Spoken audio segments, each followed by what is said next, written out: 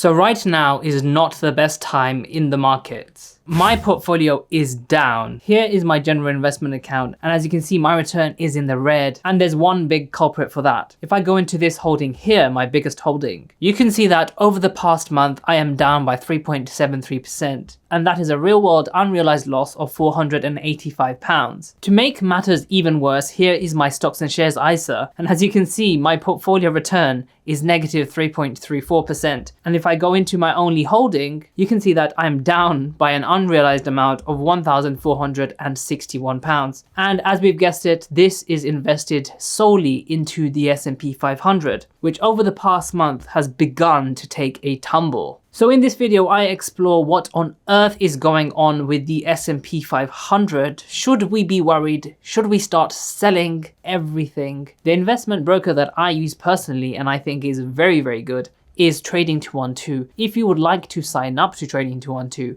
and receive a free share, use the link in my description down below. Or if you've signed up recently and haven't received a free share, you can always use my promo code JUBAIR. So what is going on with the S&P 500? As you may know, the S&P 500, which is a collection of the top 500-ish companies within the United States of America, is a very big indicator of the total stock market. This is because, of course, the United States of America is one of the biggest players out there in terms of stocks and shares. Therefore, the global economy does kind of rely on the US. But the S&P 500 in particular is usually used as the benchmark. We can see that in the past 5 years, the S&P 500 has returned 68.96% to this date. But you can see that in its journey to get there, it has gone through a lot of dips and even a lot of rises. For example, if we look at just the past year, it has returned us over 20%. In the past 6 months alone, it has returned us 17.59%. And to get anything more than 10%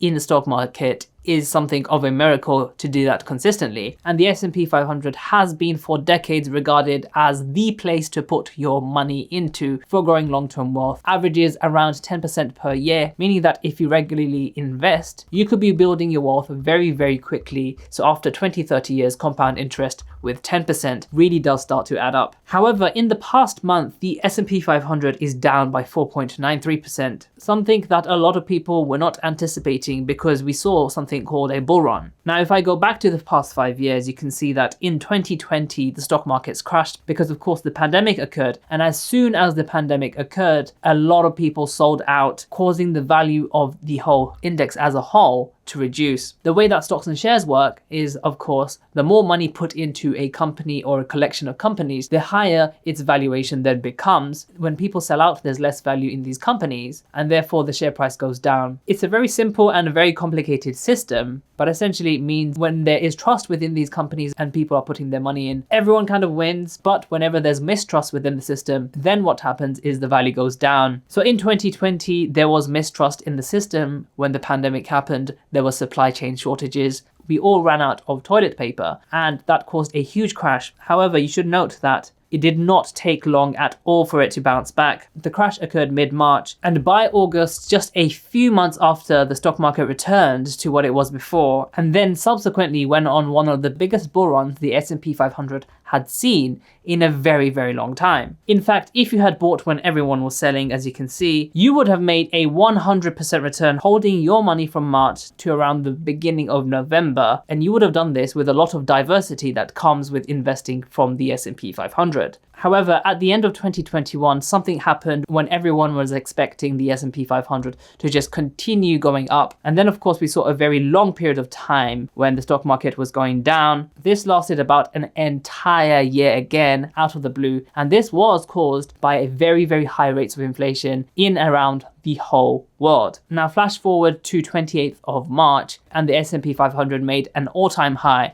And then at the beginning of April, we see that our portfolios are going straight down again. So going back to my Trading 212 portfolio, let's look deeper into the S&P 500 from a point of view of actual investing. Trading 212 gives you a lot of information about certain ETFs, especially from iShares. If we scroll down, we can see that the S&P 500 composes of these American companies, and we can just look at the top companies to see what is happening. So if we go into Apple, which is by market cap the biggest company holding in the S&P 500, we can see that over the past month, Apple is down by 7.65%. Is there any explanation why this is? Apple being one of the Magnificent Seven companies, and if you didn't know, the Magnificent Seven, which are all tech companies concentrated in the S&P 500, have been responsible for the majority of all the gain in terms of the points in the S&P 500 recently. And this is because there is a huge push towards AI, which everyone thinks is the new revolution. So whenever something is trending with humans, there is a lot of attention at that point in time, a lot of interest, and a lot of money goes into these companies. If anything happens to break this trend, to break this bubble, essentially, then what we usually see is a large crash, and this has occurred a lot of times in history. If we look back at the S&P 500 at the beginning of the 2000s, where the attention was all on the internet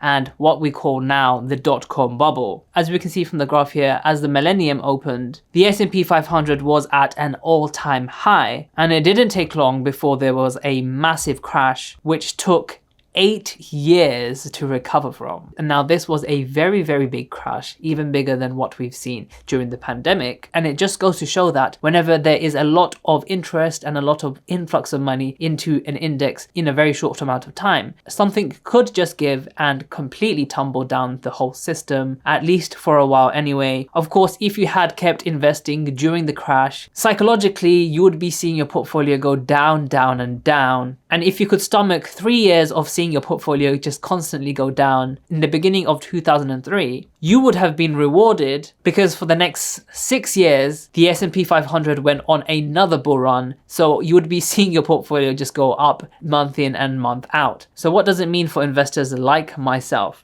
So as you can see from this graph on Trading 212, my average buying price is higher than the value of the current stock, meaning that I'm currently in a decline. Another reason why the S&P 500 is down at this point in view is of course because of global tensions between many of the countries, and the threat of war always reduces investors' confidence. In the 1950s, the S&P 500 crashed following the post-Korean War recession. However, it did not take long again after the bull run started. In the 1980s, there was another notable stock market crash due to the Iranian oil crisis. In the early 90s, again, the stock market crashed because of the Gulf War. Just before the pandemic, the stock market actually crashed because of tensions between the US and China. And what I want to say is that there will always be tensions between neighboring countries, the world. Ultimately, everyone wants world peace, but it's just not going to happen. So what do I think as an investor? What do I do now? Shall I sell out and never invest back into the S&P 500? Well, right now I see this as a decent buying opportunity. That does sound very counterintuitive,